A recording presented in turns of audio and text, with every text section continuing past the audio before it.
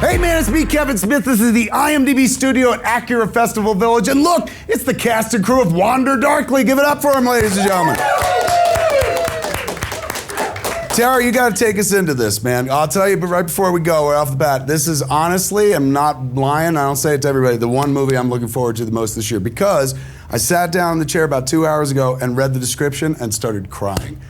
This sounds incredible. Where does this come from? Thank you. Wander Darkly was sort of born out of a bad experience. My husband and I survived a car accident about 6 years ago. We're fine, thank goodness.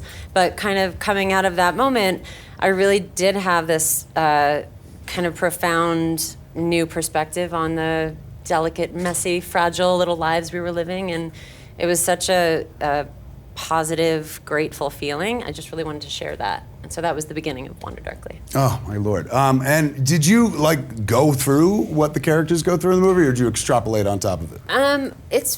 No. No, I mean, it's certainly, like, inspired by and a jumping off point. But I keep joking that my mom is going to be like, we're being a little dramatic about the accident, aren't we? Yeah, no, I think I definitely wanted to make a film that works in the way my brain works, which is very rarely in the present and often unpacking the past and projecting into the future. And luckily, these two insane people were gracious enough to come along that journey with me. And yeah, here we are. What is it like to play somebody who believes that they're no longer alive?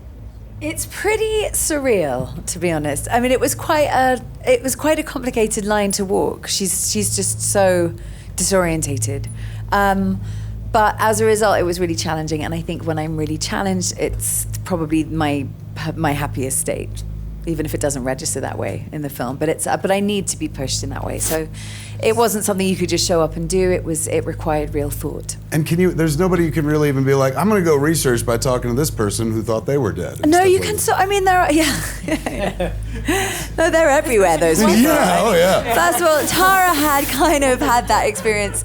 You know, there are people who have this kind of, what's it called? Yeah, I cannot remember the name. We should have really refreshed. Yeah. Before Anyway, there is a kind of syndrome where you have a concussion to the degree that you're not really sure what is happening, and so that I did look into that. I cannot remember the name, but I did, and yeah, yes, I had the support of Tara, who'd kind of had that experience to some degree, so that was useful.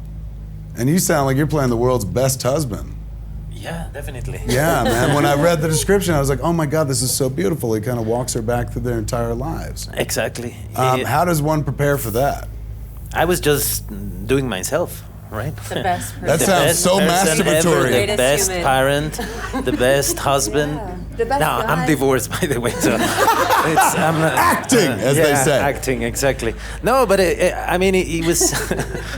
I think when it got complex for me and fun and exciting is the whole thing of reflecting on this couple when they're parents, when there's someone else, when there's a third. That connects with me, with my everyday dilemma, everything I choose, it has to have a connection with my kids. So that's where I connected with the role, and I had a lot of fun, to be honest. It's nice to be nice. And also, I imagine nice to be a parent, like E2 Mama Tambien, you're somebody's kid. Here, you're the parent telling the parent story. Exactly. Well, time has passed. A lot has passed, yes.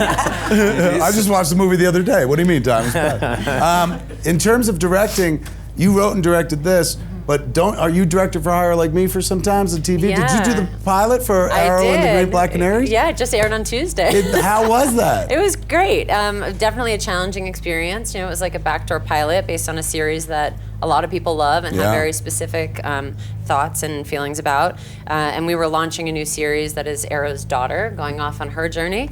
But those women worked really hard. We got to blow a lot of stuff up. It was very different than Wander Darkly. I would imagine a way different experience. Very different. How do you approach, like with this, your heart's in it, it's your story, you've written you've dreamed it, you've crafted it from the ground up. Yeah. What is it like for you when somebody's like, here's a story, it has nothing to do with you, and it's about unreal things, and these people are gonna be flipping around shooting arrows. Yeah. Make it real. Yeah, I mean, it's such a different sort of pressure. I think when you're showing up in somebody else's sandbox, you're really trying to please them and make sure that you're giving their vision everything you've got and elevating it as much as you can. But certainly on that one, it was the showrunners. It was theirs, and I wanted to make their baby the best. I was like a nanny or something. Like I was like, I just want to do the best by this child I can. But this is like my baby. So this is very much the first time that I've ever been given agency and support and the opportunity to have my voice come out in its own right. So and having done that it's now, exciting. can you conceive of going back to the other place? Oh where- God, I'm so spoiled by it. Yeah, I'm ruined. It's Like tough. it's going to be really hard to just go back and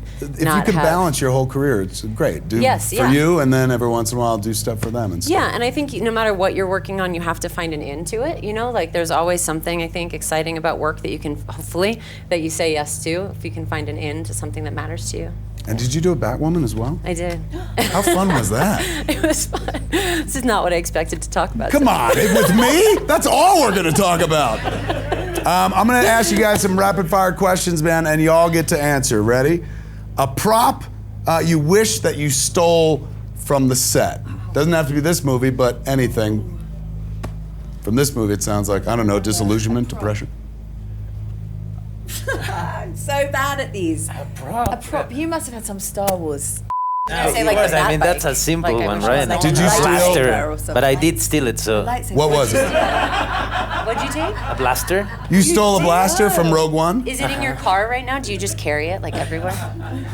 I stole a I had it wand. through the whole shoot. I didn't need it Bring it on the plane. to use it, but I What, had for it this through the movie shoot. in your Yeah, back yeah, pocket? yeah. If she don't remember.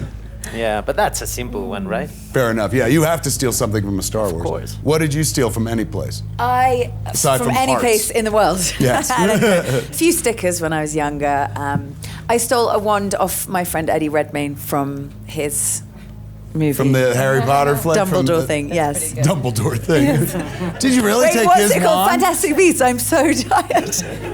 Yes, I have a Fantastic Beast wand. He technically gave it to my daughter, but it's now mine. Genius. What about you? What have you stolen from set? What have I stolen? I have something from every single set I've Do ever. you? Yeah, yeah. Oh, I I've have got like knickers. a Star City mug from the police station on Arrow. I've Nice. got like an ornament from 5-0. I stole the bat bike. No, I didn't do it. The bat I bike. often steal underwear, characters' underwear. I have a lot of different character underwear. Yes, I do. Do you? I like do you I have Really? Deb's thong from American Woman. Yeah, that was my last piece that I feel like pilfered. that's your next movie, I Deb's don't thong. steal other people's underwear. That do you would be keep it. them in a Yeah. separate drawer, or do they go into No, the no, no. regular They're in the rotation? mix. They're in the mix. Get out of Yeah, here. yeah. I'm low on underwear. That's Times why are hard. you do It's these independent movies. cinema, all You right? get free underwear. One movie everyone should see. Go. Oh God, like ever? Ever. You go first. Oh, Okay. What a movie. The Bicycle Thief.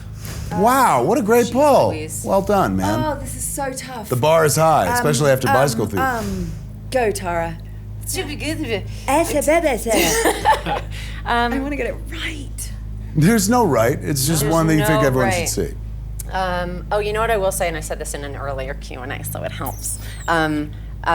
There's one of the first experimental films I ever saw was Maya Daren's Meshes of the Afternoon. And it seems kind of obvious now the way she plays with these jumps between time and space, but it quite informs some of the stuff in the film. So I think that's a oldie but a goodie. One more, that say it out everybody loud should check out. Meshes of the Afternoon. Meshes of the Meshes of the Afternoon. Afternoon. Beautiful. A bar is high. Come There on. are so many that I mean, I don't know why My Life as a Dog came into my head because I was talking about it yesterday. I do love that film. Citizen Kane, everybody has to see, obviously. There are so many. Or like Spaceballs. I mean, I don't know. Yes, Yeah. excellent pull. Like my Finally, somebody at stepmother's an Sundance alien. said Spaceballs. Here we go. Last one. Last thing you binged. This is easy. Oh, it's not easy. hate Wait, these. just all the screeners. I've been binging screeners over Yeah. the holiday. Yeah. Fair enough. Binging, like if you took a series and Like, watched the whole thing all the You way know, you through. like get on Netflix and you just watch the whole series in like 3 days or something. I don't have a lot of time. I don't binge. I've started Succession. I'm on episode yeah. 4 of season 1, Me so I'm too. really into that. But That is the slowest binge of all I time. know I'm not a binger. I've been in Season Screener 1, Planet as episode well. 4. Yeah, Spoiler, goes bad. yeah. Nobody, no binging. The Wire, long ago. I mean, That's good. That's Yeah. good enough. Before I let you go, Kazian, do you know anything about Disney Plus show coming? They tell you anything? yeah, we're doing it. We're doing it. I mean, They tell you anything more than that? Because we all know that part. Oh, you do? No. I just know I'm moving to London for a few months or half a year almost. I've read a little bit, but I can't talk. You know, you gotta get me drunk. We don't to, want you to get fired. get it out. But the weird thing is, we know what happens to that guy ultimately. Exactly, but where does he come from? He's a very mysterious man. That's right. We'll but with get to know everything a he lot. says in that show is going to be like, he's going to die. But I guess that's true of everybody. all and stuff. die. That's true, man. Act like- accordingly. Give it up for the cast and crew of Wander Darkly, ladies and gentlemen. Well done.